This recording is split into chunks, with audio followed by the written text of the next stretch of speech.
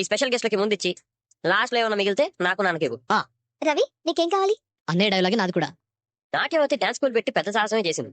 Dance నేర్చుకోవడానికి వచ్చిన పిల్లలకి డాన్స్ మాత్రమే నేర్పిస్తే చాలు. ఇంకేం నేర్పిస్తారు మరి? ఆస్తి మీద ఆశ, డబ్బు మీద వ్యామోహం, మనుషులంటే వ్యసనం లాంటి ప్రత్యేకతలు అమ్మ సొంతం కదా. This is too much Balu. కన్ను తల్లిని క్రిటిసైజ్ చేస్తున్నా.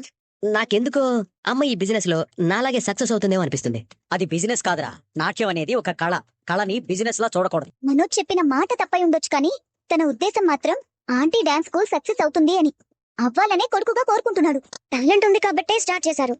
క్లాసికల్ డాన్స్ అంత ఈజీగా నేర్చుకుంటే వచ్చేది కాదు. She deserves it. వయసు మర్చిపోయి చిన్నపిల్లలాగా డాన్స్ చేస్తే ఆరోగ్యం ఏమవుతుంది అని ఆలోచిస్తున్నాను. ఇంట్లో అందరూ ఏదో ఒక పని చేస్తున్నావు, ఎంతో కొంత సంపాదిస్తున్నావు.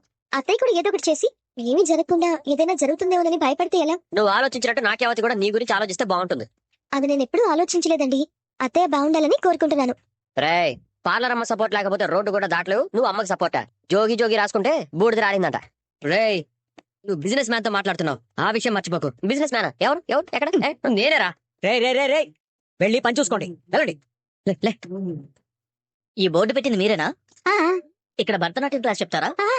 వదినా, మీ దగ్గర ఎంతమంది స్టూడెంట్స్ ఉంటారు? ఇప్పుడే మొదలు పెట్టాం కదా. ఎంత కాదనుకున్నా ఈ నెలలో 40 మంది, వచ్చే నెల 40 మంది, మొత్తం కలిపి 80 మంది ఉంటారు. ఓహో, అంతమంది ఉంటారా? సంవత్సరం తిరిగే లోపు అరంగేట్రం కూడా చేయిస్తాను. క్లాసులు ఎలా తీసుకుంటున్నారు? ఉదయం 2 క్లాసులు, సాయంత్రం 2 క్లాసులు. ఉంది ఉంది. నా దగ్గరకు వచ్చే విద్యార్థులు ఇబ్బంది పడకూడదు కదా. మీరు లోపలికి వచ్చి చూడండి. రండి రండి రండి. అయితే లైట్లు ఫ్యాన్లు ఎప్పుడు రన్నింగ్ లో ఉంటాయనుకుంటా. ఉండాలిగా మరి. మీ పాప ఏ క్లాస్ చదువుతుందండి? ఏం పర్లేదు, నాట్యం ఎవరైనా నేర్చుకోవచ్చు. మీ అబ్బాయిని ఎప్పుడు తీసుకొస్తారు? మరి ఇవన్నీ ఎందుకు అడిగారు? నేను కరెంట్ ఆఫీస్ లో పనిచేస్తా. మీరు బిజినెస్ చేస్తున్నారు కదా,